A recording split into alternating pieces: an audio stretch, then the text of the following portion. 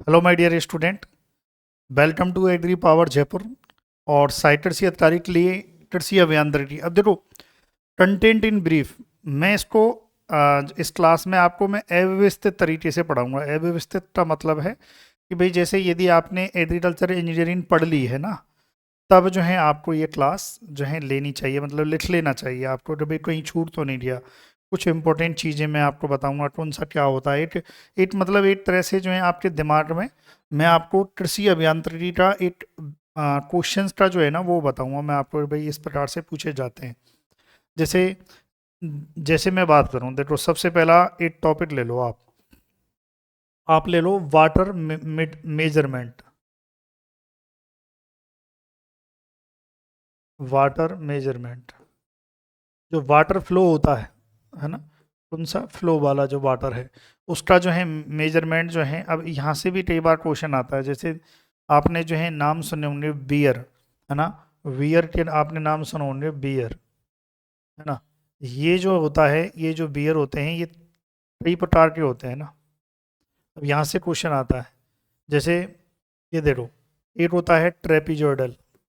ट्रेपीजोइडल ट्रेपीजोइडल होता है ना। दूसरा होता है जो है वी नॉच। वी नॉच, है ना।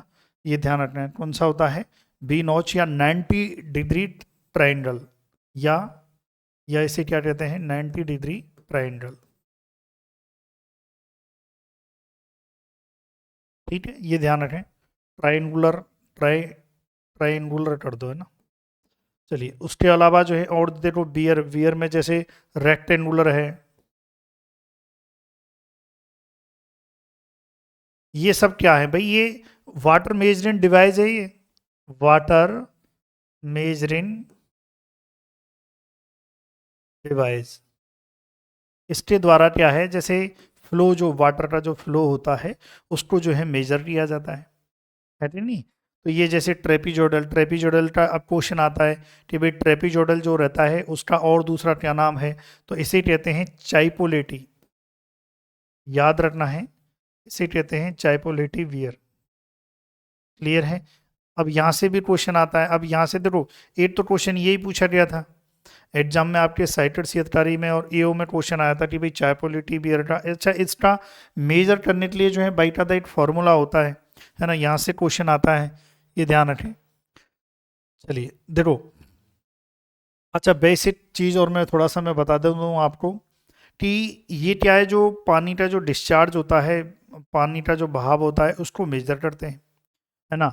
जैसे 90 डिग्री बी नॉच है ना, 90 ये बी नॉच है। बी नॉच क्या है, स्मॉल और मीडियम जो स्ट्रीम होती है, कैसी जो है स्मॉल, स्मॉल एंड मीडियम जो जो फ्लो होता है उसको मेजर करता है। ऐसे क्वेश्चन आते हैं यहाँ से, है कि नहीं है।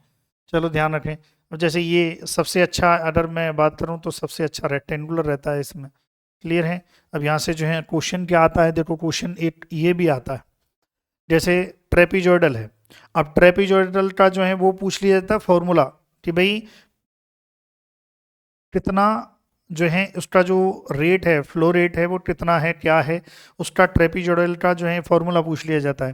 तो क्या होता है भाई, 0.0186 इंटू एल इंटू H⁻³ ठीक है, ये आपको याद रखना है। एग्जाम में क्वेश्चन आता है भाई एल क्या है। एल जो है लेंथ ऑफ क्रेस्ट होती है। क्रेस्ट क्या होती है, जो ढांचा जो बनता है वो रहता है क्रेस्ट, है ना। अब इसमें देखो इस प्रकार का जो है बनाते हैं ये, इस प्रकार की जो है डिवाइस बनाते हैं मेजरिंग के लिए। इस प्रकार का जो है ये ढांचा इस प्रकार का रहता है ना। ये ये याद रखना इसको। ये पूरा जो है, जो यहाँ से यहाँ तक जो लेंथ रहती है उसको जो है लेंथ ऑफ ट्रस्ट बोलते हैं। हाइट जो है ये हाइट रहती है ऐसे। अब यहाँ फॉर्मूला जो इम्पोर्टेंट है वो क्या है, इम्पोर्टेंट ये है, वेरी इंपॉर्टेंट लगा लेना और इसको याद कर लेना भाई, MTR कर लेना आप, है ना। डायरेक्ट एग्जाम में अगर आपसे आता है तो ये फॉर्मूला पूछ लिया जाता है। ये ध्यान रखें, 3/2। इसी प्रकार से जो है रेक्टेंगुलर का भी लगभग सेम होता है। जिस प्रकार से चाइपोलिटी वियर का होता है ऐसे ही रेक्टेंगुलर का होता है। Q बराबर 0.018 जो है 4 × L H⁻³ सेम सेम होता है। अब यहाँ थोड़ा सा अंतर है, यहाँ पर जो है आपको याद रखना है 90 डिग्री में एल नहीं आएगा, है ना, एल नहीं आएगा, ये याद रखना है आपको। तो थोड़ा सा इसके जो फॉर्मूला है इसमें थोड़ा सा चेंज हो जाता है। क्यू बराबर, क्यू बराबर जो है यानी कि क्यू क्या है, यहाँ पर डिस्चार्ज है कि भाई कितना पानी डिस्चार्ज हो रहा है प्रति सेकंड में, लीटर पर सेकंड में कितना पानी डिस्चार्ज हो रहा है वो है, ये ध्यान रखें। अब इसमें 90 डिग्री की बात करें तो 0.0138 इंटू, अब यहाँ एल नहीं आएगा तो एच आएगा, और एच आएगा तो 5/2 आएगा। अब ये एक तो ये पूछा जाता है, अगर आपने याद नहीं है तो आप डायरेक्ट फार्मूला याद कर लेना, डायरेक्ट एग्जाम में आपको ये स्टार लगा लो, ये पूछा जाता है। अब व्यवस्थित तरीके से मैंने बाइक था application, agri power Jaipur application course में मैंने व्यवस्थित तरीके से पढ़ाया है ना, जो पूछा जाता है बेसिक चीज़ें थोड़ा सा मैं आपको रिमाइंड करवा रहा हूँ। चलिए भाई इसको आप लिखें, चलो लिख लिया। अब जैसे क्वेश्चन आता है कई बार कि भाई जैसे वाटर मेजरिंग जो डिवाइस हैं उनके नाम पूछ लिए जाते हैं, डिवाइस तो जो हमने पढ़ी जैसे जो है बियर होती है, इसके अलावा पार्सल फ्लूम, नाम सुना होगा आपने, पार्सल फ्लूम, ओरिफिस, ये सब होते हैं। तो कई बार एग्जाम में डायरेक्ट ऐसे भी क्वेश्चन आ जाता है कि वाटर मेजरिंग डिवाइस कौन सी नहीं है। एक बार एग्जाम में क्वेश्चन आया कि भाई अच्छा पार्सल फ्लूम नहीं फ्लूम आएगा, है ना, क्योंकि अब फ्लूम में, इस फ्लूम में क्या होता है, देखो यहाँ से भी क्वेश्चन आया है कि जो फ्लूम होता है, फ्लूम कई प्रकार के होते हैं ना, जैसे पार्सल फ्लूम होता है, कट थ्रोट फ्लूम होता है, एच फ्लूम होता है, ट्रेपिजोडल फ्लूम होता है, जैसे WSC फ्लूम कहते हैं। तो यहाँ से फ्लूम से क्वेश्चन आया था कि जो पार्सल फ्लूम होता है, पार्सल फ्लूम, इसके कितने पार्ट होते हैं, कितने जो है इसके सेक्शन होते हैं, तो इसके जो हैं ये कितने सेक्शन होते हैं भाई, इसके सेक्शन कितने होते हैं, 3 होते हैं। तो ये क्वेश्चन एग्रीकल्चर ऑफिसर में आया था, इसमें एओ एग्जाम 2021, इसमें ये क्वेश्चन आया था कि भाई पार्सल फ्लू में जो है तो 3 सेक्शन होते हैं, क्या क्या होते हैं, converging section, throat section and diverging section, ये ध्यान रख लेना। कन्वर्जिंग, कन्वर्जिंग सेक्शन, दूसरा जो है थ्रोट सेक्शन, थ्रोट सेक्शन, और तीसरा जो है diverging section, diverging section. Clear है, तो ये ध्यान रखना है आपको, बेसिक चीजें हैं पूछी जाती हैं, नहीं पढ़ा होगा तो पढ़ लेना भैया। चलो आगे बढ़ते हैं। अच्छा यहाँ पर जो है एक और चीज, ओरिफिस का भी कई बार पूछ लिया जाता है, जो ओरिफिस है ना, इस ओरिफिस का भी जो है जो डिस्चार्ज रेट होती है ना, पानी के बहाव की जो दर होती है वो भी कई बार पूछ ली जाती है। तो उसका जो है फॉर्मूला जो है वो भी आपको पता होना चाहिए। तो 0.61 × A ना, इसमें अंडर रूट जो है √2GH आ जाएगा, 2HG आ जाएगा, और इंटू 10⁻³ आ जाएगा, ये ध्यान रखें, ये फॉर्मूला आपको याद रखना है। तो डिस्चार्ज रेट किस में आ जाएगी, ये आ जाएगी लीटर पर सेकंड में। क्लियर है भैया, ये ध्यान रखें। यहाँ पर जो है ए क्या है, ए क्रॉस सेक्शनल एरिया होता है, ए क्या है, ए जो है ए यहाँ पर जो है एरिया, जो TTS में मीटर सेंटीमीटर स्क्वायर में है कि नहीं, ये आपको याद रखना है। क्लियर है। जी क्या है, जी जो है ग्रेविटी होती है, जी ग्रेविटी जो है 981 सेंटीमीटर पर, इसकी यूनिट क्या होती है, सेंटीमीटर पर सेकंड स्क्वायर, ये वाला जो है ना CGS में, ये आपको याद रखना है। एच क्या है, हेड होता है, ये एच क्या होता है, हेड होता है, जिससे वाटर का फ्लो होता है, हेड। क्लियर है, तो ये ध्यान रखें, ऑरिफिस का पूछ लिया जाता है, तो ये बेसिक चीज़ें आपको याद रखनी है वाटर मेजरिंग डिवाइस की जो है। चलो आप ये लिखें।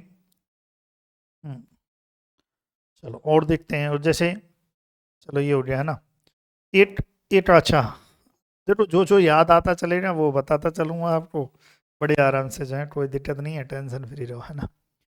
जैसे कई बार एनिमल पावर से पूछ लिया जाता है, animal power,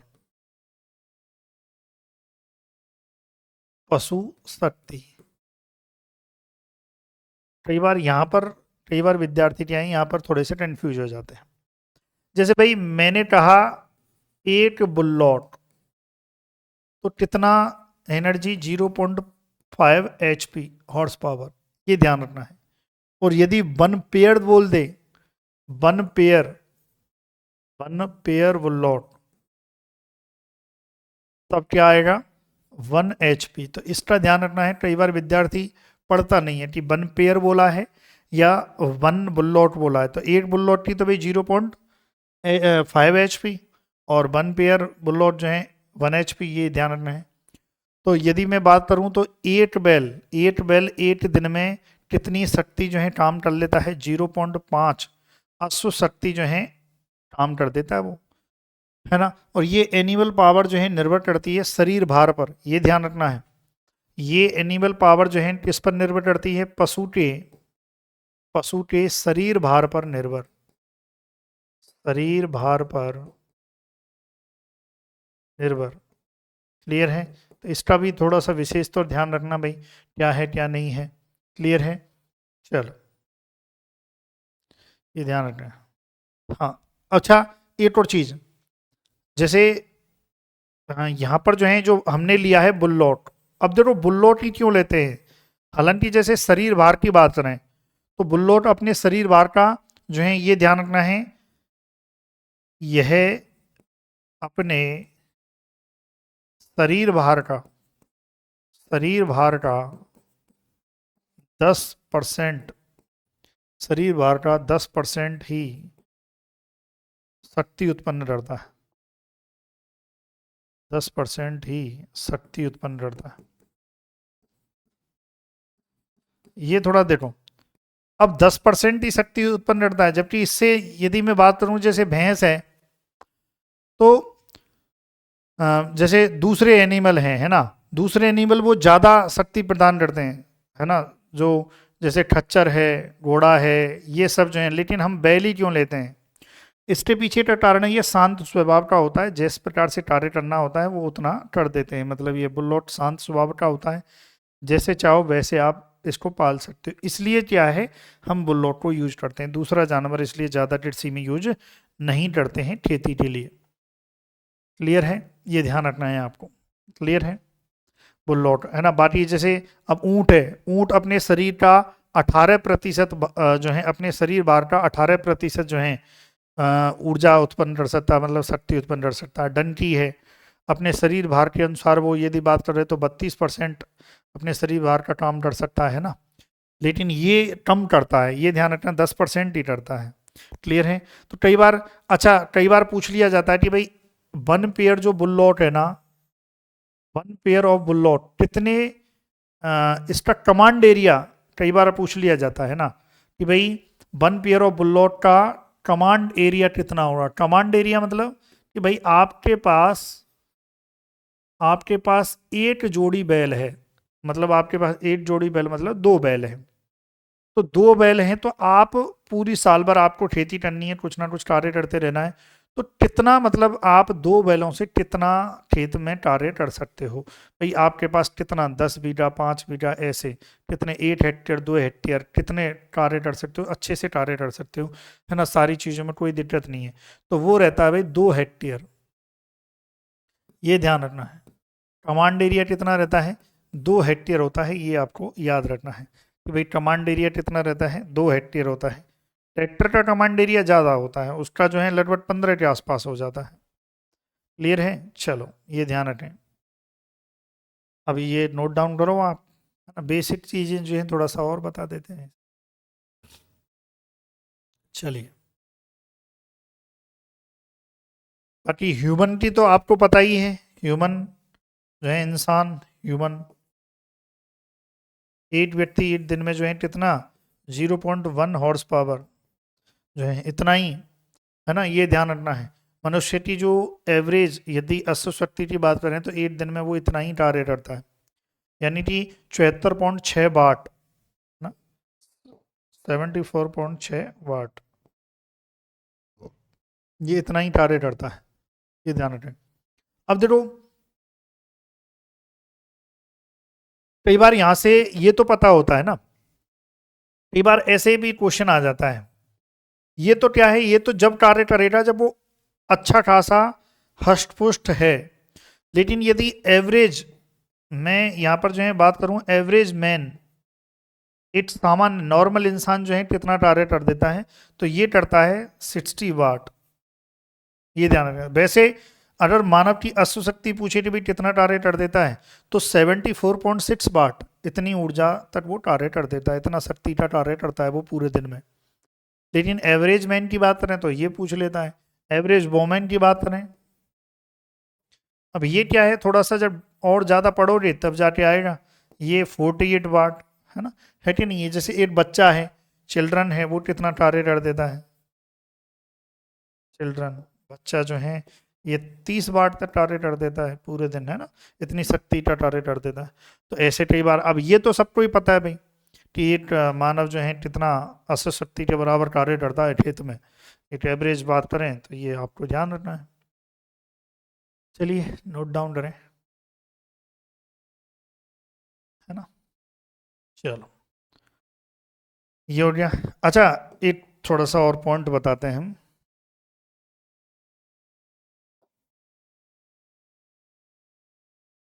something is technical issues।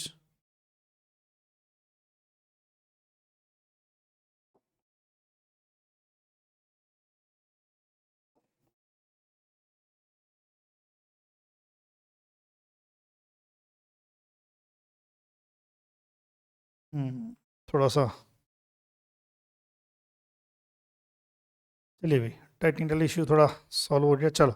अब जैसे देखो और क्या क्वेश्चन आता है, जैसे प्राइमरी टिलेज, प्राथमिक भूपरिष्टरण। अब प्राइमरी टिलेज से क्या है, इसके इम्प्लीमेंट से आता है, प्राइमरी टिलेज इम्प्लीमेंट्स, इम्प्लीमेंट्स कौन से होते हैं, और सेकेंडरी टिलेज, सेकेंडरी यानी कि द्वितीयक भूपरिष्टरण वाले यंत्र, टिलेज इम्प्लीमेंट, यहां से क्वेश्चन आता है। ये तो आपको पता ही होगा भाई, बेसिक। चलो देखो, वीडियो अच्छी लगी हो तो लाइक जरूर करना और कमेंट जरूर करना भाई कि सर अच्छा है, आपने बढ़िया बताया, कोई दिक्कत नहीं है। अब जैसे प्राइमरी टिलेज इम्प्लीमेंट में क्या क्या आता है, MB plough, mould board plough आता है ना, जिसको हम शॉर्ट में क्या कहते हैं, एमबी प्लाव। हिंदी में कहेंगे मोल्ड बोर्ड हल, क्या कहेंगे, मोल्ड बोर्ड हल। देखो जिसके पीछे प्ला लग गया ना, प्लाव, ये शब्द लग गया, इसका मतलब ये समझ लेना वो प्राइमरी टिलेज इंप्लीमेंट है, पहली बात तो। जिसके पीछे जो है प्लाव लग गया या जिसके पीछे हल लग गया ना, मोस्टली ये मान लेना कि बात हो रही है प्राइमरी टिलेज इंप्लीमेंट की। जैसे जैसे subsoil, subsoil plough, chisel plough, chisel plough, very important. इस चिजेल प्लाव से भी पूछा जाता है भाई, है ना, कि बहुत ज़्यादा जो हार्ड मृदा होती है तो गहराई तक जुताई करने के लिए, सब सॉइल तक जुताई करने के लिए चिजेल प्लाव का यूज किया जाता है। और देखो डिस्क प्लाव, डिस्क प्लाव, अभी हम थोड़ी देर में देखेंगे कि डिस्क प्लाव में पूछे जाते हैं, डिस्क एंगल पूछा जाता है और टिल्ट एंगल पूछा जाता है ना, वो पूछा जाता है। तो ये ध्यान रखना है भाई, कौन कौन से प्राइमरी टिलेज इंप्लीमेंट हैं, क्लियर है, चलो ये ध्यान रखें। Secondary tillage implement, secondary tillage implement क्या है, हल्के होते हैं, और प्राइमरी टिलेज इंप्लीमेंट क्या है, भारी होते हैं। अब देखो इसमें यदि उदाहरण की बात करें तो इसमें देखो क्या क्या है, हैरो, हैरो जो है वो इसमें आ जाएगा। इसके अलावा कल्टीवेटर, कल्टीवेटर बहुत बार एग्जाम में क्वेश्चन पूछा गया है, कल्टीवेटर, कल्टीवेटर जिसकी कल्टीवेटर क्या है, कल्टीवेटर के पार्ट्स क्या होते हैं, इसकी यूट्यूब पर मैंने प्रैक्टिकल वे में कल्टीवेटर को दिखाकर प्रैक्टिकल वे में मैंने वीडियो बनाई है, वो ज़रूर आप देख लेना। जैसे लेवलर होता है, लेवलर का काम होता है लेवलिंग करना, है ना, ये ध्यान रखें। इसके अलावा 8 एग्जाम में क्वेश्चन भी पूछा गया था, क्लाउड्स थ्रसर्स, यानी कि क्लाउड जो थ्रेशर होता है ये क्या काम करता है, ये ढेलों को तोड़ता है, मिट्टी को भुरभुरी बनाता है। तो ये आपको जो है बेसिक चीज़ें आपको ध्यान रखनी है इसमें। चलिए आगे बढ़ते हैं। अब भाई कर लो रे, कोई दिक्कत तो नहीं है? चलो।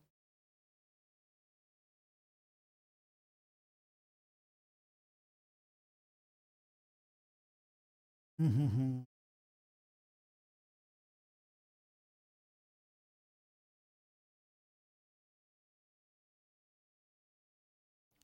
हो गया। अब देखिए, अब जैसे यहाँ जब ये आया है तो डिस्ट, जो डिस्ट प्लॉ होता है उसका डिस्ट एंगल देख लेते हैं ना। पहले तो देखो क्वेश्चन आता है डिस्ट एंगल कितना होता है, डिस्ट एंगल, है ना। तो ये कितना होता है भाई, है ना, पहला क्वेश्चन तो आपके यही बनता है। तो जो डिस्ट एंगल होता है वो कितना होता है, 42 से 45 डिग्री, ये ध्यान रखना है। दूसरा भाई टिल्ट एंगल, टिल्ट एंगल जो है ये कितना होता है, तो ये होता है भाई 15 से जो है 15 से 25 क्या डिग्री, एंगल है कोण है, तो भाई सीधी सी बात है कोण के बारे में बात हो रही है, एंगल मतलब कोण। अब देखिए मेरी बात सुनिए कि एक्चुअली क्या है, जो डिस्ट एंगल कैसे, देखो डिस्ट एंगल कैसे मेजर करते हैं, ये इधर जो है ये डायरेक्शन ऑफ ट्रेवल है, ये क्या है, चलने की दिशा, चलने की दिशा, चलने की दिशा से जो है जो मेजर किया जाता है, चलने की दिशा से जो है जो वर्किंग कंडीशन की बात हो रही है, किस कंडीशन में, वर्किंग कंडीशन में जो है बात हो रही है, किस कंडीशन में, मैं फिर बोल रहा हूँ वर्किंग कंडीशन में बात हो रही है। और उस टाइम पर जो है जो तवे की स्थिति जो है इस प्रकार से ही होती है, थोड़ा इस प्रकार का झुका हुआ रहता है। तो यहाँ पर जो है हम एक परपेंडिकुलर जो है वो खींच देते हैं। और तो देखिए इस, जैसे ये झुका हुआ है तो इसके मिडिल से एक लाइन ऐसे ड्रॉ करते हैं, तो ये जो कोण होता है, ये जो कोण होता है यही क्या होता है, डिस्ट एंगल होता है। और जो कितना होता है भाई, डिस्ट एंगल जो है 42 से 45 तक, ये आपको याद रखना है। यानी कि चलने की दिशा, ये ध्यान रखना है, चलने की दिशा, चलने की दिशा जो है वहां से, हाँ, और हमें क्या करना है, हमें एक लाइन ड्रॉप करनी है, कहाँ, जो इसके जो कटिंग एज होते हैं ना वहां से, ये काटने वाला जो किनारा होता है, यहाँ का किनारा और यहाँ का किनारा, इसको पॉइंट्स को मिला के जो है इसके मिडिल से मिला के एक रेखा खींचते हैं। तो ये वर्किंग कंडीशन में, जब आप वर्किंग कंडीशन में रहता है तब आप इसको अच्छे से मेजर कर पाओगे।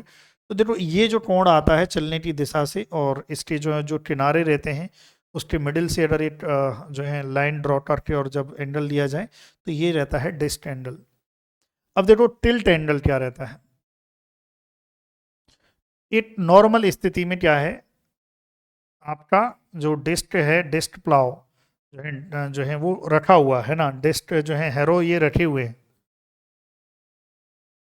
ना, डिस्क प्लाव जो है रखा हुआ है, ये ध्यान रखें। अब देखो ये ग्राउंड है, तो ग्राउंड पे हम क्या है, अब इस प्रकार से रखा हुआ रहता है, इस प्रकार से रहता है ये, जब नॉर्मल कंडीशन में इस प्रकार से रखा रहता है, कई बार आप देखना, तो जैसे रखा रहता है तो इस प्रकार का जो है देखो, ऐसे यदि है वो इसके जो किनारे हैं वो यदि ऐसे रखा हुआ है हैरो, और यहाँ से हम एक सीधी ऐसे लाइन ड्रॉप करते हैं, है ना, तो ये ध्यान रखना है, ये ग्राउंड लाइन हो रही, यहाँ से हम ये सीधी जो है वर्टिकल लाइन ड्रॉप करते हैं, ड्रॉ करते हैं। और जो ये एंगल जो रहता है, ये जो एंगल रहता है, और यही क्या होता है, टिल्ट एंगल होता है, ये ध्यान रखना है। क्लियर है भाई, ये आपको याद रखना है। चलो नोट डाउन कर लो आप, है ना, फिर आगे बढ़ते हैं। हम्म। देखा तो है ना हैरो जो है, और इसको प्रैक्टिकली और मैं बता दूंगा, बस आप इतना याद रख लेना क्या है क्या नहीं है ना, एग्जाम के पॉइंट ऑफ व्यू से। चलो,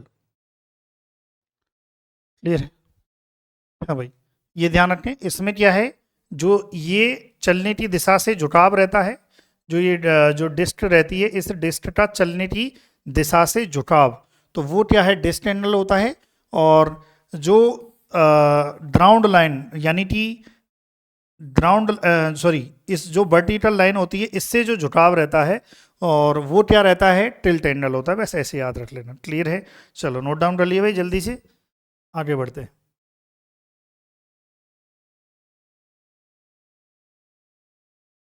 चलिए, और क्या बताएं। हाँ, इस चीज़ का ध्यान रखना कि जो ब्लेड हैरो होता है, ब्लेड हैरो, इसे क्या कहा जाता है, बटर कहा जाता है, ये ध्यान रखना है। ब्लेड हैरो का जो है दूसरा नाम क्या होता है, बटर होता है। और ब्लेड हैरो जो है काली मृदा के लिए, काली मृदा के लिए अच्छा होता है। काली मृदा के लिए अच्छा तो क्या, उपयुक्त कहो ना, उपयुक्त, ब्लेड हैरो, ये ध्यान रखना है, मिट्टी का कटाव करने का जो है कार्य करता है। क्लियर है।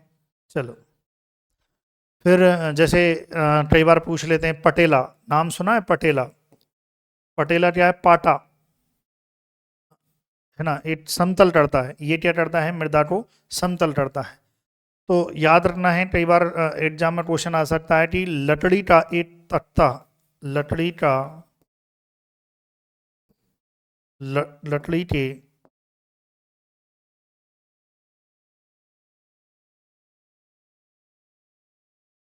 के तख्ते, लकड़ी के तख्ते से बना यंत्र, बना कृषि यंत्र क्या होता है, पटेला होता है। ये थोड़ा सा याद रखना, देखा होगा ना, मैज कहते हैं गाँव में जो है, मैज कहते हैं। ठीक है, ये ध्यान रखना है। चलो, और जैसे आपने तो नाम नहीं सुना होगा, डायरो हैरो, डायरो हैरो, इसका नाम सुना है क्या, है ना। जो डायरो हैरो होता है ये एक रोटरी हैरो रहता है, रोटरी, रोटरी हैरो, यानी कि जो रोटेट होके चलता रहता है वो रोटरी हैरो होता है। और उसको हम जो है क्या कहते हैं, डायरो हैरो कहते हैं। ये भी थोड़ा सा जो है ध्यान रखना आप। चलिए भाई, अब एक बार कई बार एग्जाम में क्या है, क्वेश्चन आता है, देखो इसको समझते हैं। जैसे ये ये देखो, ये है मृदा सतह, मृदा सतह, ये क्या है, मृदा सतह, है ना। यहाँ आपने कोई, यहाँ पर ये गहराई में क्या है, यहाँ पर जो है जल स्तर है, यानी कि क्या है, पानी है ना। पंप का बता रहा हूँ मैं आपको, है ना, यहाँ क्या है, जल है। यहाँ आपने कोई इक्विपमेंट रखा है ना, इक्विपमेंट आपने रखा, है ना। यहाँ पर आपने मोटर रखी है ना, मोटर रखी, उस मोटर का जो पाइप है वो सीधा कहाँ आता है, अंदर, यहाँ पर पानी में है वो पाइप कहाँ पर है, पानी में है ना। और यहाँ से ये मोटर क्या है, मोटर जो है यहाँ रखी हुई है, और पानी तो यहाँ पर, ये पानी यहाँ से बाहर, पानी बाहर, समझो मैं क्या अब क्या बताऊंगा, आपको समझ में आ जाएगा। कई बार क्या है, जैसे आपने वाटर लिफ्टिंग डिवाइस देखी होंगी, पंप सेट आपने देखे होंगे, बहुत प्रकार के, जैसे समर्सियल, रेसिप्रोकेटिंग, ये जो पंप होते हैं, है ना। इसमें क्या है, कुछ चीज़ें पूछी जाती हैं, जैसे पूछा जाता है सक्शन लिफ्ट, क्वेश्चन आता है सक्शन लिफ्ट क्या होती है, ये आपके साइटेड सी अधिकारी में भी आया था, है ना, सक्शन लिफ्ट, है ना। इसको हिंदी में यदि मैं कहूँ तो उसको हिंदी में भी भाई सक्शन लिफ्ट कह दो। अब देखते हैं सक्शन लिफ्ट क्या होती है। तो याद रखना है, जो पंप सेट की, एक तरह से ये मान लो, ये पंप सेट की जो ये लाइन है, मैं यहाँ से पंप सेट की यहाँ से एक लाइन ड्रॉप कर रहा हूँ। जो पंप सेट की एक लाइन हमने ड्रॉप की, पंप से जो है जो पंप सेट होता है उसकी सेंट्रल लाइन, और यहाँ पर हमारा जो है वाटर लेवल है, यहाँ पर क्या है वाटर लेवल है। इसका मतलब देखा जाए तो मोटर जो है वो पानी कितनी गहराई से उठाएगी, इस मोटर की जो सेंटर लाइन होती है यहाँ से लेके और जहाँ तक ये हमारा जो पाइप जो डला हुआ है, कहाँ तक डला हुआ है कुएं के ये वाटर लेवल तक हमारा पाइप डला हुआ है। इस वाटर लेवल से लेके पानी, ये मोटर पानी को कहाँ से उठाएगी, इस वाटर लेवल से पानी को उठाएगी। पहले पानी यहाँ तक आएगा, फिर मोटर के थ्रू इसके थ्रू बाहर जाएगा, जाएगा या नहीं जाएगा, है ना। तो अब ये मोटर या ऊपर भी हो सकती है, कई बार ये मोटर नीचे लगाई जाती है, कई बार गहराई में जैसे यहाँ पर जो है कुआं खोद के जो है मोटर लगाई जाती है, कई बार ऐसे भी लगाया जाता है कि नहीं। तो ये मोटर कहाँ लगाई गई भाई, अंदर लगाई हुई है, कहाँ लगाई हुई है, वो बात का विषय है। बस आप तो इतना याद रखना, मोटर मतलब जो है जो पानी को पंप करवाएगा, मतलब है ना, मोटर ऐसे मान लो आप, तो उसकी सेंटर लाइन और जहां पर पानी का स्तर है उसकी सेंटर लाइन आपने ले ली, तो इसके मध्य की जो वर्टिकल डिस्टेंस होती है, ये जो डिस्टेंस होती है, ये जो डिस्टेंस होती है, यही क्या होती है, सक्शन लिफ्ट होती है। मतलब एक मोटर पानी को कितनी गहराई से सक करती है ना। तो पानी यहाँ तक देखिए, पानी यहाँ से आया पानी, और यहाँ तक इस मोटर तक जो है पानी आया, इसका मतलब उसने यहाँ तक पंप किया, यहाँ तक क्या किया, उसने सक किया, तो यही इसी के नाम क्या पड़ गया, सक्शन लिफ्ट। मतलब पानी को उसने लिफ्ट कराया, पानी को सक करके जो है उसने लिफ्ट किया, मतलब नीचे से सक किया उसने, तो यही क्या है, सक्शन लिफ्ट कहलाती है। तो सक्शन लिफ्ट समझ में आ रही है आपको कि मोटर, जहाँ जो मोटर है उस मोटर की सेंटर लाइन से और वाटर लेवल जहाँ पानी का स्तर है वहाँ तक की जो वर्टिकल डिस्टेंस होती है, जो दूरी होती है, तो वही क्या कहलाती है, सक्शन लिफ्ट कहलाती है। तो यहां मैं लिख देता हूं पंप सेट, पंप साफ्ट, क्या लिखें वो, ठीक है वो थ्योरी में मैंने लिखा हुआ है, बस ऐसे याद रख लेना। जो पंप साफ्ट की सेंटर लाइन ये वाली और कुएं की पंप इन वाटर लेवल ये वाला, उसके बीच की जो वर्टिकल डिस्टेंस होती है उसको सक्शन लिफ्ट कहते हैं। ये बात हो रही, बोलो ठीक है, सक्शन लिफ्ट की बात हो रही। एक आता है कि डिलीवरी हेड क्या होता है। तो देखो ये होता है यहाँ से मोटर की सेंटर लाइन, और यहाँ पर इसकी सेंटर लाइन, ये जो होता है ना, ये मतलब भाई इस मोटर ने वाटर लेवल से मोटर तक पानी आया, ये तो क्या हो गया, सक्शन लिफ्ट हो रही। अब मोटर क्या है, आगे पानी को, और भाई मोटर हो सकता है, ये तो हमने ऊपर रख दी मोटर हो सकता है मृदा सतह की गहराई में भी रखी जा सकती है, कहीं भी रख सकते हैं। इस मोटर से हो सकता है हमें पानी 2 मंजिल पे चढ़ाना हो, 2 मंजिल पे भी चढ़ा सकते हैं। तो मोटर से जहां तक, जिस लेवल तक, अब यहां से पानी आ रहा है, यहां से पानी आ रहा है, तो इस इतनी ऊंचाई तक, जहां जहां मोटर रखी हुई है वहां से, और जहां तक वो पानी गिर रहा है, जहां तक पानी वो पहुंचाया जा रहा है, उतनी ऊंचाई तक जो रहता है, इसको हम कहते हैं डिलीवरी हेड। क्या कहते हैं, डिलीवरी हेड। तो ये भी पूछा जा सकता है आपसे, डिलीवरी हेड क्या होता है, यानी कि पंप शाफ्ट की जो सेंटर लाइन होती है वहां से, और डिस्चार्ज एंड, ये क्या है, पानी जो बाहर आ रहा है, जो पानी बाहर आ रहा है, इसी को हम क्या कहते हैं, डिस्चार्ज। डिस्चार्ज एंड यानी कि जहां से पानी आ रहा है वहां से क्या कहते हैं, उसको डिस्चार्ज कहते हैं, कि पानी डिस्चार्ज हो रहा है। तो याद रखना है, मोटर की सेंटर लाइन और जहां से पानी डिस्चार्ज हो जाए उस डिस्चार्ज एंड पर जो डिलीवरी पाइप है, ये डिलीवरी पाइप है, ये क्या है भाई, डिलीवरी पाइप। इस डिलीवरी पाइप की सेंटर लाइन, ये सेंटर लाइन हो रही, इसके मध्य की जो दूरी होती है इसी को हम क्या कहते हैं, डिलीवरी हेड कहते हैं। ये ध्यान रखना, आ गया, या डिलीवरी हेड कह दो, या इसे डिस्चार्ज हेड भी कहते हैं। क्या कहते हैं लाड लो, डिस्चार्ज हेड, ये थोड़ा सा याद रखना। अब देखो क्वेश्चन, यहां पर देखो, अब इन दोनों को मिला के क्या कहा जाता है, स्टैटिक हेड कहा जाता है। बस इतना ध्यान रखना है एग्जाम में, वेरी इंपॉर्टेंट है। एक फिर आता है स्टैटिक हेड क्या होता है, स्टैटिक हेड क्या होता है, बस इन दोनों को मिला दो। ये सक्शन, यहाँ से पानी मोटर तक आ गया, मोटर से लेके डिलीवरी पाइप तक गया, इन दोनों को मिला दो, यानी कि यहाँ पर जो है किस किस को मिला दो भाई, सक्शन सटसन, इसको सटसन लिफ्ट कह दो या सटसन इसको हेड भी कह सकते हैं, सटसन हेड, तो मैं हेड कह देता हूँ।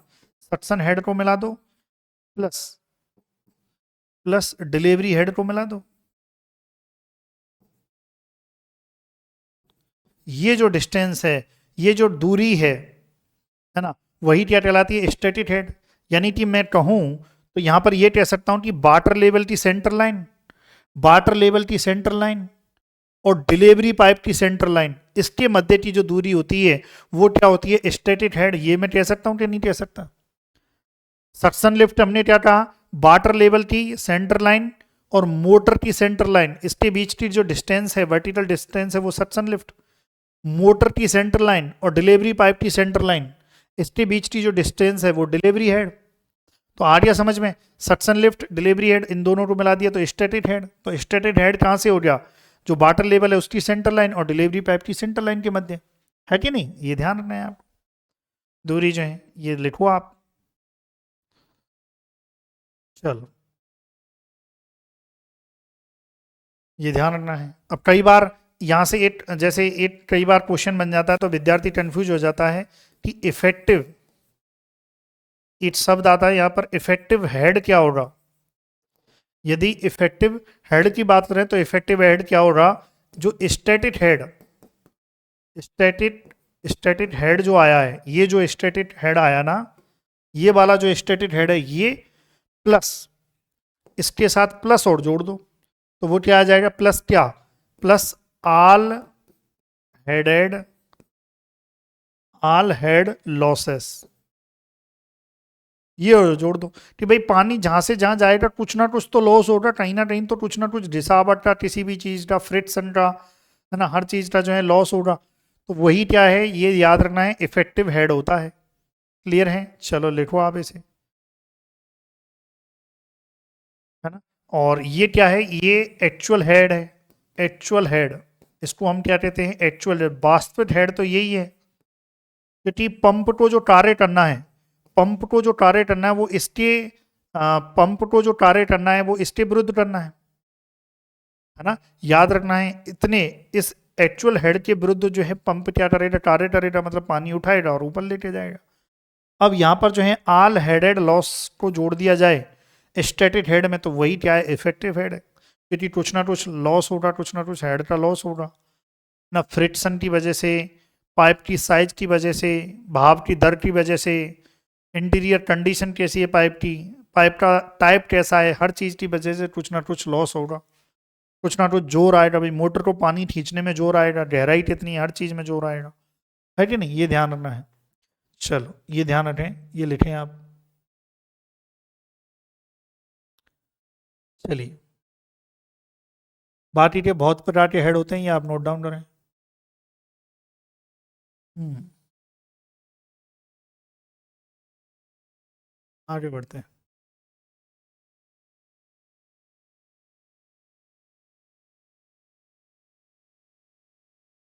चलिए, ठीक है। और देखो, और बेसिक जो है, जैसे हाँ, बॉस प्लो क्या होता है, ये ध्यान रखना है ना। कई बार क्या पता आपसे पूछ ले, बॉस, बॉस प्लो, बॉस हल, है ना। बॉस हल क्या होता है, तो याद रखना है, जो अपलैंड, अपलैंड जो पीढ़ी होती है, अपलैंड जो धान होता है ना, अपलैंड धान एवं सूखे के क्षेत्र में, क्षेत्र में काम करने के लिए उपयुक्त, काम करने के लिए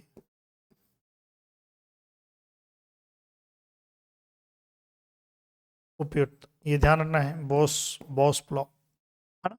इसको जो है कर्नाटक प्रदेश में मिस्टर बॉस ने निकाला था। ये किसने, कर्नाटक का, कर्नाटक से विकसित, ये ध्यान रखना है ना।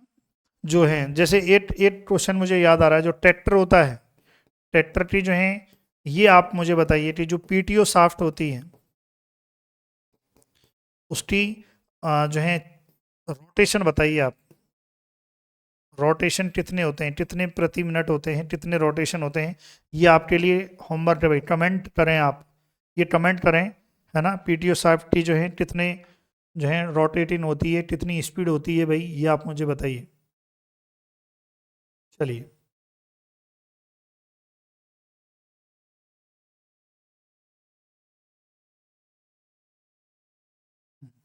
हो गया, ध्यान रखें। और बताऊं क्या? चलो एक, हाँ, थोड़ा सा मैं दे रहा हूँ। अब जैसे ट्रैक्टर है, ट्रैक्टर की बात करते हैं थोड़ा सा ना। अब देखो, हाँ, जो ट्रैक्टर के बारे में सबसे पहले यदि मैं इसके एवोल्यूशन की बात करूं, तो बात है 1890 की। 1890 में शिकागो के जॉर्ज एच हरीस के द्वारा सबसे पहले पेटेंट लेते हुए ट्रैक्टर अथवा ट्रैक्टर इंजन का नाम आया था, है ना। तो यदि बात करें ट्रैक्टर के उपलक्ष्य में जो है, तो 1890 पे हम चाहते हैं। 1890 में बात करें हम शिकागो की, शिकागो में, और बात करें एच एस हरीस की, क्या नाम है, जॉर्ज एच हरीस, जॉर्ज, हाँ, जॉर्ज एच हरीस, एच हरीस। इन्होंने क्या है, सबसे पहले पेटेंट लिया था, और ट्रैक्टर इंजन नाम आया था, यानी कि ट्रैक्टर या ट्रैक्टर इंजन, ये नाम इन्होंने दिया था। मतलब कोई नाम नहीं दिया था, लेकिन अगर पूछा जाए कि भाई ट्रैक्टर का विकास किसने किया, तो जॉर्ज एच हरीस ने 1890 में शिकागो में, ये ध्यान रखना है। फिर उसके बाद जो है 1906 में, 1906 की बात है, 1906, 1906 में एक जो है गैसोलीन ट्रैक्टर जो है लाया गया था, गैसोलीन ट्रैक्टर, गैसोलीन ट्रैक्टर, इसका ध्यान रखना है। गैसोलीन ट्रैक्टर जो है लाया गया था, तो ये लाने वाले कौन थे, चार्ल्स हार्ट, कौन थे, चार्ल्स, चार्ल्स हार्ट, एवं चार्ल्स एच पार, क्या नाम है, भूल गए रे भाई, एवं चार्ल्स, इसका है चार्ल्स एच पार चार्ल्स, ऐसा कुछ है ना, ये, है ना, जो है ये गैसोलीन ट्रैक्टर लेके आए थे। फिर उसके बाद जो है और भी कई प्रकार के जो है ट्रैक्टर आए, है ना। जैसे 1915 से 1919 के बीच जो है पीटीओ आया था, ट्रैक्टर में जो है पीटीओ आया था। जैसे भारत की बात करें, है ना, चलो अब ये तो अपने काम का नहीं है, लेकिन भारत का तो अपने काम का है ना। भारत में जैसे, तो भारत में जो सबसे पहला ट्रैक्टर आया था ना, 1960-61 में बना था, 1960-61 में जो है। इससे पहले तो विदेशों से ही ट्रैक्टर आते थे गिने चुने। तो याद रखना है, तो भारत में पहली बार, भारत में पहली बार ट्रैक्टर बना, भारत में पहली बार जो ट्रैक्टर बना गया था, है ना, बनना बना या बनना प्रारंभ हुआ, बनना प्रारंभ। तो आपसे पूछ लिया जाए कब, 1960-61, ये आपको याद रखना है। आइसर गुड अर्थ कंपनी ने जो है, किसने, आइसर गुड अर्थ कंपनी ने, है ना, पहला ट्रैक्टर बनाया था, ये आपको याद रखना है। तो आइसर, है ना, जो है ये आइसर ट्रैक्टर ही बनाया था उन्होंने, है ना, और कोई कंपनी थी गुड अर्थ कंपनी, ऐसा कुछ नाम है उसका। तो इसने जो है ट्रैक्टर बनाया था आइसर पहला, तो आइसर पहला ट्रैक्टर था, ये आपको याद रखना है। क्लियर है भाई यहाँ तक? फिर उसके बाद तो बहुत सारे जो हैं ट्रैक्टर बनने लग गए भाई। फिर उसके बाद तो विकास ही आ गया, बहुत सारे जो हैं ट्रैक्टर जो हैं, ट्रैक्टर इन फार्म इक्विपमेंट मद्रास में खोला गया, हिंदुस्तान ट्रैक्टर जो है बड़ौदा में, है ना। जैसे एस्कॉर्ट कंपनी ने, बात है 1971 की, बात 1971 की है, एस्कॉर्ट, एस्कॉर्ट कंपनी ने, है ना, बात है 1971 की, एस्कॉर्ट कंपनी ने फोर्ड फोर्ड नाम से ट्रैक्टर निकाला था। फोर्ड ट्रैक्टर ट्रैक्टर बनाना प्रारंभ किया। ये ध्यान रखना है कि भाई 1971 में जो है एस्कॉर्ट जो है कंपनी ने जो है फोर्ड ट्रैक्टर बनाया। 1973 में जो है एचएमटी ट्रैक्टर बनाया। जैसे और देखो तो जो है क्या है 1973, ये देखो बहुत ट्रैक्टर आते थे पहले, एचएमटी ट्रैक्टर। ये 1971 में जो है 1973 में एचएमटी ट्रैक्टर। इसके अलावा 1974 में पीटी एंड किर्लोस्कर ट्रैक्टर। 1975 में 1975 में देखो हर्षा ट्रैक्टर, हर्षा ट्रैक्टर ये आया था। कब आया था? 1975 में आया था। इसके अलावा ऑटो ट्रैक्टर 1981 में, यूनिवर्सल जो है ट्रैक्टर जो है 1982 में। ऐसे बहुत सारे ट्रैक्टर आए। क्लियर है भाई यहाँ तक? चलो ये ध्यान रखना है आपको। चलो एक कुछ जो है मैं एक, हाँ एक एग्जाम में क्या क्वेश्चन आया था आपके में ही, डब्ल्यू में, है ना, कुछ लैंड लेवलिंग यानी कि भूमि समतलीकरण। भूमि समतलीकरण को करने वाले जो हैं कुछ यंत्र थे, और जो क्वेश्चन एग्जाम में आया था बैल चालित यंत्र, बैल से चलाए जाते थे और भूमि को समतल किया जाता था। कौन से यंत्र है भाई? स्कूप है, स्कूप है, ये ध्यान रख लेना। ये बट स्त्रैपर, ये क्वेश्चन आया था। बट स्त्रैपर वाला जो है ना क्वेश्चन आया था, बट स्त्रैपर, ये बट स्त्रैपर, भूमि का समतलीकरण कौन करता है? बट स्त्रैपर। ये क्वेश्चन आपके एग्जाम में आया था, एग्जाम में। तो भूमि के समतलीकरण में बट स्त्रैपर है, स्कूप है, यू लेवलर है, यू लेवलर है, ये नोट डाउन करें आप। हाँ ये ध्यान रखें। फ्लोट लेवलर है, फ्लोट लेवलर। बाकी तो बहुत है भाई बताने को, ये तो अथाह है ना।